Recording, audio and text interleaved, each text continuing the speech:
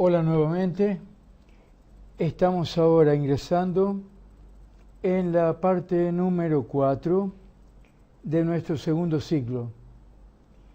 El primer ciclo, ese primer ciclo lo hemos dedicado al tema de cómo escribir un paper para un evento en forma de congreso o jornada.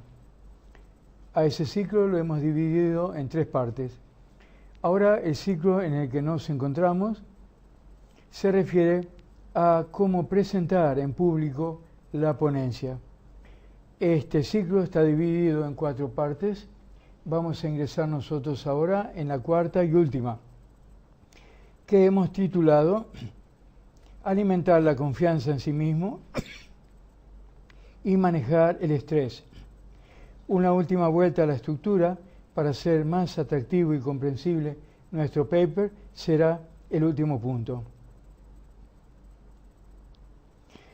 En fin, nuestro centro por ahora ya no está en cómo escribir, no está en cómo exponer, sino en nuestra parte interior, la confianza en uno mismo, el manejo del estrés inherente a cualquier actividad, pero en este caso al hecho de, o el desafío de tener que hablarle a una audiencia formada por cierta cantidad de personas.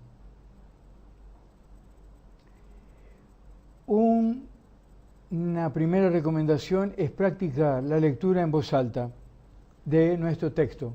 Recuerden, tenemos el texto extenso que será publicado pero no leído en público y el breve que leeremos en público. Tenemos que practicar su lectura en el no mejor de los casos, solos, como hemos dicho antes, con la computadora, con el texto en papel, con un reloj, pero lo ideal es hacerlo con un público piloto, quizás familiares, quizás amistades, quizás colegas. La segunda cuestión es pensar preguntas que pueden surgir de la audiencia en el momento del evento en el que los expositores de un grupo de trabajo o una mesa redonda ya hemos hecho silencio y el moderador o la moderadora abre el espacio al público para hacer preguntas o emitir puntos de vista, perspectivas. Tenemos que llegar a pensar preguntas que pueden surgir y pensar respuestas posibles. Pensar también respuestas para responder, contestar razonablemente, airosamente, preguntas que no sabríamos bien en realidad elucidar. Entonces, saber cómo en ese caso reconocer nuestras limitaciones y de todos modos dar una respuesta. Nosotros estaremos leyendo un texto escrito en papel o eventualmente alguien en una pantalla de la computadora. Conviene llegar a marcar con color, con flúor, algunas secciones que si vemos que el tiempo nos apremia, no nos rinde como creíamos que iría a rendir, secciones que podríamos marcar para eventualmente no leer. Inversamente, podemos llevar frases adicionales en ese que hemos llamado documento privado, que es un tercer texto. El número 1 es el que vamos a publicar, el número 2 es el que vamos a leer en público, el número 3 es el que vamos a leer en público, pero que llevamos impreso con letras más grandes. Podemos pensar frases adicionales para leerlas o inclusive memorizarlas y acceder a ellas en el caso de que nos sobre tiempo o el público emita pocas intervenciones.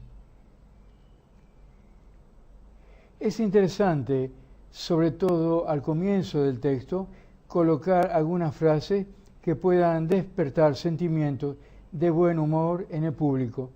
Estas frases pudieran ser chistes, ironías, pero no, voy a usar un modismo, un slang, no cargadas, no ofensas, pero sí pueden ser ironías, frases irónicas. Si nosotros despertamos humor en el público, esto aumenta la empatía entre el público y nosotros, genera condiciones para un mejor tránsito de nuestro trabajo. Es interesante no viajar a la sede del Congreso, sobre todo si es en otra ciudad, para llegar apenas un par de horas antes de nuestra intervención. Debemos tratar de viajar el día anterior o al menos por la mañana si hablaremos por la tarde o hacia el comienzo de la noche o la noche. Es importante llegar al recinto con tiempo, tomar contacto con el ambiente, circular por el ambiente, tomar contacto con los equipos electrónicos, con la distribución de las sillas, escuchar las ponencias ajenas, conversar con gente ahí presente, permanecer en silencio y hacer algunos ejercicios de respirar profundamente en silencio para lograr estar en el mayor grado posible de calma, serenidad. Llevar una linterna láser para señalar cosas en el PowerPoint. Si fuera el caso, marcadores de pizarrón de varios colores y borrador. Se supone que en el evento habrá estas dos cosas, si hacen falta, marcadores y borradores. Pero no viene mal llevar nosotros también. Y acuérdense de tener consigo de la copia del texto privado otro ejemplar. Van a tener el que van a leer en público, pero en lo posible más de una copia por posibles extravíos. Una en el portafolios, otra en la mochila. Preparar todo antes de que nos presentes. No llegar a la situación de que el moderador nos invite a hablar y nosotros estemos buscando en el portafolio. Tenemos que tener a mano antes nuestra ponencia que vamos a leer, nuestro anotador, nuestra lapicera, nuestra computadora, nuestro reloj. Es importante colocar un reloj sobre la mesa para manejar el tiempo de la alocución. Como les dije antes, es interesante inclusive tener un reloj digital de estos cuadrados rectangulares que son bastante grandes, muy cómodos y hasta quedan bien junto a nuestro equipamiento. Situar el micrófono si hiciere falta o el atril si hubiere a la altura adecuada para poder leer cómodos, para poder hablar cómodos. Erradicar de la mente el sentimiento negativo, prejuicioso de que el público es hostil o amenazante. Esos pensamientos son malos, son negativos y son básicamente alguna forma de fantasías. Eso hay que tratar de sacarlo de nuestro pensamiento y de nuestros sentimientos.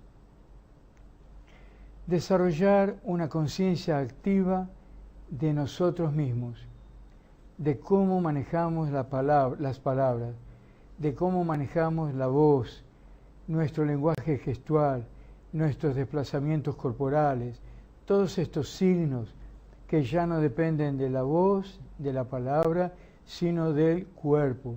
Y también una conciencia activa de nosotros mismos en cuanto a cómo manejamos también el tiempo. Perfeccionarnos. Si usted sigue una carrera académica o empresarial en la que necesita hablar en público y las exposiciones son grabadas, tiene la oportunidad de mirarlas, principalmente en un pequeño grupo, con familiares, con amistades, para detectar los puntos que deberían mejorar en su manejo de la voz, en su manejo del cuerpo, en las maneras en que se dirige al público y así por delante. Haremos una última vuelta al problema de la estructura para hacerlo más atractivo y más comprensible a su paper. Al pensar la estructura de la parte central, piense en una secuencia. Piense en aplicar la lógica de un relato, la estrategia de un relato. Pero un relato ¿cómo? Un relato siguiendo ¿qué secuencia? Hay varias formas de secuencia. Podemos usar varias secuencias posibles. Una es la secuencia cronológica, la del tiempo. Otra es la secuencia de causas y efectos. Otra es la secuencia de espacios geográficos. Otra es la secuencia de agregación de valor en un proceso. No pensemos agregación de valor en un proceso industrial solamente. Pensemos en agregación de valor en un proceso económico. Estamos más acostumbrados a pensar en eso, pero también en un proceso social, en un proceso político. Por ejemplo, la queja de un grupo humano puede pasar por un proceso de agregación de valor y convertirse en un movimiento social.